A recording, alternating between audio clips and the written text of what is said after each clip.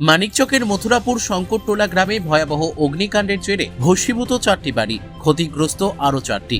ঘটনা সম্পর্কে জানা গিয়েছে বুধবার দুপুরে বাড়িতে রান্না করছিলেন গোবিন্দ মণ্ডলের বৌমা। সেই সময় তার রান্নাঘর থেকে সেই অগ্নিকাণ্ডের ঘটনাটি ঘটে। পরবর্তীতে সেই আগুন তার বাড়ি থেকে আরও 3টি ভাইয়ের বাড়িতে আগুন ছড়িয়ে পড়ে। মুহূর্তের মধ্যেই ছুটে আসেন পার্শ্ববর্তী বাসিন্দারা। পার্শ্ববর্তী ফুলহর নদী এবং নলকূপের মাধ্যমে চলে আগুন নেভানোর কাজ। প্রায় 1 ঘন্টার প্রচেষ্টায় নিয়ন্ত্রণে আসে আগুন। তারপর ঘটনাস্থলে পৌঁছায় দমকল বাহিনী। অগ্নিকাণ্ডের খবর পেয়ে ঘটনাস্থলে ছুটে আসেন সিপিএম নেতা দেবজ্যোতি সিনহা। ক্ষতিগ্রস্ত পরিবারের পাশে দাঁড়ান এবং প্রশাসনিক সহায়তা যেন পায় তার জন্য ব্লক ও জেলা প্রশাসনকে বিষয়টি জানান। পাশাপাশি বিজেপির সরকার ইস্তেহার মোতাবেক মানিকচকরা যাতে দমকল কেন্দ্র করে তার দাবি জানিয়েছেন তিনি।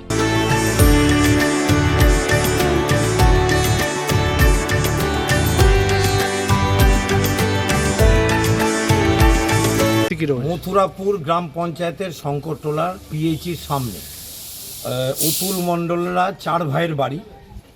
তাদের বাবার নাম সবারই হচ্ছে মৃত ছেদি মণ্ডল, আর বিবেক মণ্ডল তাদের বাবার নাম মৃত বুদ্ধ মণ্ডল, তারাও 4 ভাই। মোট 8টা বাড়ি আগুনে পুড়ে গেছে এবং সম্ভবত যা বলছে ওরা বয়ান অনুযায়ী যে রান্নাঘর থেকেই এই আগুনটা লেগেছে।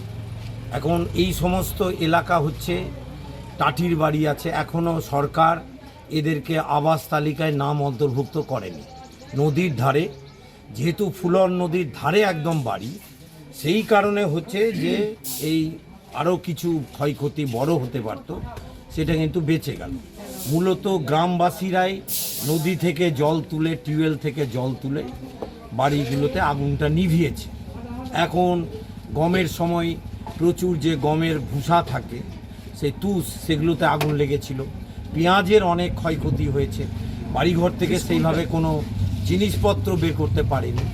ফলে এখানে দাঁড়িয়ে আমরা তো বারবার সিপিআইএমের পক্ষ থেকে দাবি করে আসছি যে আগের সরকারকেও আমরা 15 বছর ধরে বলছি যে দমকল কেন্দ্র মানিকচকে একটা অবিলম্বে করতে হবে। তাহলে মানিকচক, রতুয়া এই অঞ্চলগুলোতে প্রচুর পাট চাষ হয় এবং পাটের দাম যেহেতু এখন চাষিরা ভালো পাচ্ছেন, ব্যাপক হারে পাট চাষ হয়। তাহলে পাট এই দাহ্য পদার্থ বেশি, একটু আগুন লাগলেই পুড়ে যায়। এই শঙ্করটোলাতে আমার মনে পড়ছে যে এই 6 মাসের মধ্যে 2-3 বার আগুন লেগে গেল। ফলে স্থায়ী দমকল কেন্দ্র গড়ে তোলার ব্যাপারে নতুন সরকার উদ্যোগ নিক, মথুরাপুরেই হোক। কারণ মথুরাপুরে হলে রতুয়া, মথুরাপুর, ভূতনি, মানিকচক, দিয়ারা এই জোনটা হচ্ছে আগুন লাগার মানে প্রবণ এলাকা। ফলে এই জায়গাতে দাঁড়িয়ে আমরা বলছি দমকল কেন্দ্র করতে হবে। আর আজকে যেহেতু বকরিদের দিন, সরকারি আধিকারিক, আমি বিডিও সাহেবের সাথে ইমিডিয়েট কথা বলেছি, ডিএমকেও আমি চিঠি করে দেব এবং যাদের এই ক্ষয়ক্ষতি হয়েছে তাদের পাশে সরকার দাঁড়াক, আর্থিক ক্ষয়ক্ষতি দিয়ে তাদের পাশে আর্থিক সাহায্য দিয়ে দাঁড়াক, এইটা দাবি সিপিআইএমের পক্ষ থেকে আমরা করছি। এখানে তো জিতিনি, এখানে মানুষ সমর্থন করেছেন, বিজেপির এমএলএ জিতেছেন। আমরা আশা করব তিনিও উদ্যোগ নেবেন, এটা যাতে ওই মানে ভোটের ওই ইয়েতে ম্যানিফেস্টোতে যাতে না থাকে। শুধু যদি তারা না করেন তাহলে আমরা আন্দোলন করব এবং যে মানুষগুলো ভুক্তভোগী তাদের নিয়ে রাস্তায় নামবো। লাগলো কিভাবে? আগুনটা তো আমি বাড়িতে ছিলাম না কাকা, জমিতে গিয়েছিলাম, আর বাড়িতে মনে হয় যে ভাত রান্না করছিল, আর এইভাবে কিরকম লাগলো কাকা আমি একটা জানি না। আমি কি কি ক্ষতি হয়েছে বাড়িতে? ক্ষতি আমার 10 কুইন্টাল গম ছিল কাকা, আর অনেক কিছু ছিল, সাইকেল মাইকেল অনেক কিছু ছিল ঘরে। 10 কুইন্টাল গম, অনেক ঘরে সব সামান ছিল, অনেক কিছু ছিল। সমস্তটাই পুড়ে গেছে, সমস্ত কিছুই বের করতে পারেনি। বের করা যায়নি। আগুন কিভাবে নিয়ন্ত্রণে আনলেন, নিভালেন কিভাবে? এইভাবে সব ছেলে পুলে জল টল দিতে লাগলো, ঘর টানাটানি করতে লাগলো।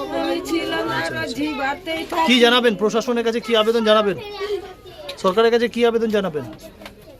সাহায্যের করতে হয় বাবু। কার বাড়িতে আগুনটা লেগেছিল? গোবিন্দ মণ্ডল, হ্যাঁ, প্রথম গোবিন্দ মণ্ডল থেকে, আর অতুল মণ্ডল, হেমন্ত মণ্ডল, বিকাশ মণ্ডল, 4 ভাইয়ের বাড়ি। 4 ভাইয়ের বাড়িতে আগুন হয়েছে। চার ভাইয়েরই ক্ষতি হয়েছে, গোবিন্দর বেশ সবটাই শেষ হয়ে গেছে। আপনার নাম? আমার নাম গোবিন্দ মণ্ডল।